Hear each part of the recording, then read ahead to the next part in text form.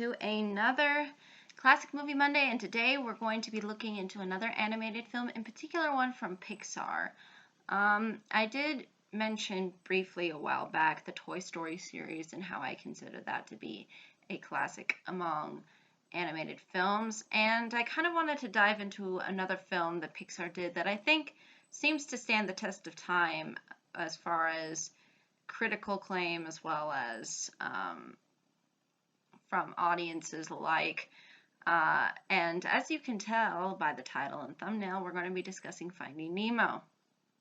Now, I will admit that I don't particularly care for Dory as a character, in that I find her a little bit too on the side of annoying instead of being what she sort of intended to be, which is charming and funny. But despite that, everything else pretty much within this film is really well done and offers a very interesting perspective that is rather unique and I think really works to the film's advantage. And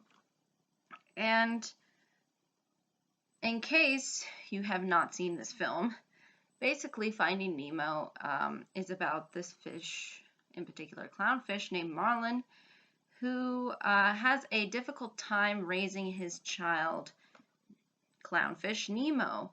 And you will see the reasoning behind that if you choose to watch the film. And eventually things get way more complicated when Marlin Nemo, who ends up being captured. And taken to a location, and I won't give away the location, although if you can kind of tell where this film's taking place, you'll probably say that was obvious, but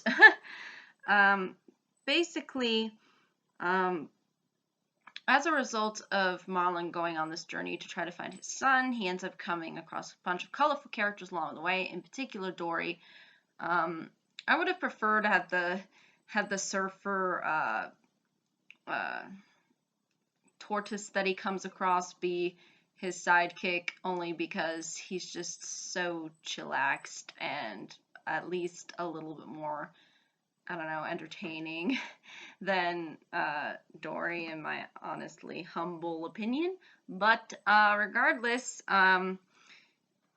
this is really what drives the plot, is X character is captured, Y character has to go save X character.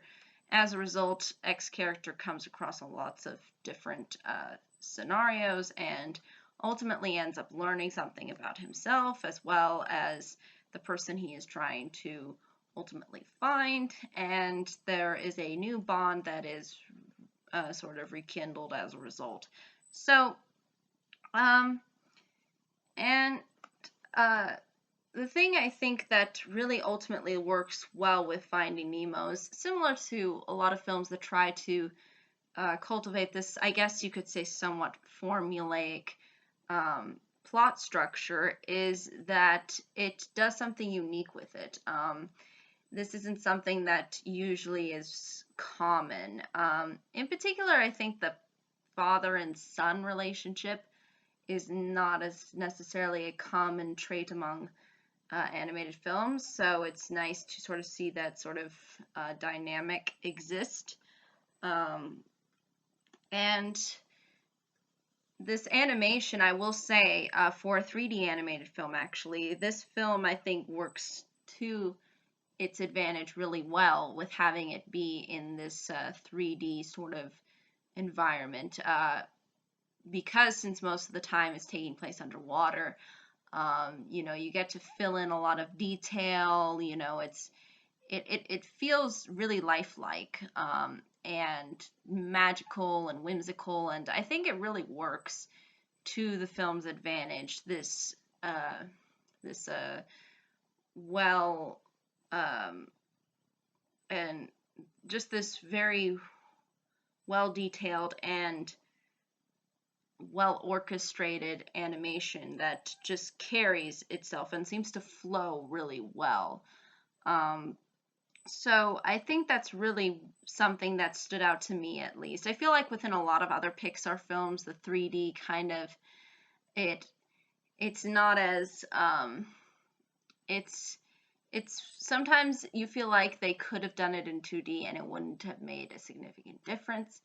And other times you see how the 3D really enhances certain elements. And I think within this film, that's definitely clear with the surroundings, especially where the film takes place. And I think overall the story is really what carries the film, in the fact that even though it has the, captured and go rescue um, part that we've seen time and time again, it's just the way in which Finding Nemo does this that I think is really what plays into the film's advantage. And that it really takes its time for the journey, and it really allows itself to evolve, and you you feel like it's something very genuine, and you really do see through all the different characters' perspectives, and I think that's ultimately what really enhances things. So ultimately, at the end of the day, I think it's getting across some very interesting messages about family, and about what it means um, to sort of let a child be a child, but then also, have certain boundaries, where to sort of draw the line is something that this film, I think, tries to explore. And I think at the end of the day, just finding some common ground is really, I think, is what makes the film uh, very heartfelt in a way. Because you get to see things through Marlin's point of view as well as Nemo's, because you also get to see where Nemo ends up being captured to and what ultimately ends up occurring there, so to speak. And I think for the most part it's fun. It's a fun little cute animated film for Pixar. And I think Pixar doesn't really, although Pixar can be cute at times, I feel like this tried to be um, the fun kind of cute that is enjoyable. I guess somewhat similar to Boo from Monsters Inc. There's just a cutesiness to it that I think ultimately works to the film's advantage. And I think it's one of the few Pixar films that seems to generate a lot of critical acclaim and a lot of praise from audience members. And I think there was actually, um, in particular, merchandise emphasized more so on, I believe, Finding Nemo and Toy Story, and not so much, I think, for the other Pixar films. So I think that does say something. But there's also been other films that Pixar has sort of utilized for merchandise, and they weren't as well executed. And yeah, definitely talking about Cars here. Uh, but at the end of the day, I think when you really look at a lot of the other films that Pixar has done, they have stood out. But this one in particular, I think, has one that's is one that did seem to stick, I think, with audiences rather well, because I think the overall execution of the way in which everything functions ultimately not only works, but um, does it in a way that's interesting and engaging, um, and I think identifiable in certain respects, as far as for kids and for adults. So really, that's what Pixar does best of, and yeah, I think it's definitely worthy of a classic category for that reason, and was one that I think really did get a lot of attention when it initially came out, and still seems to maintain its relevancy. But I think that's really ultimately all I can say about Finding Nemo. However, if there are any questions, comments, concerns, I'd be more than happy to answer them.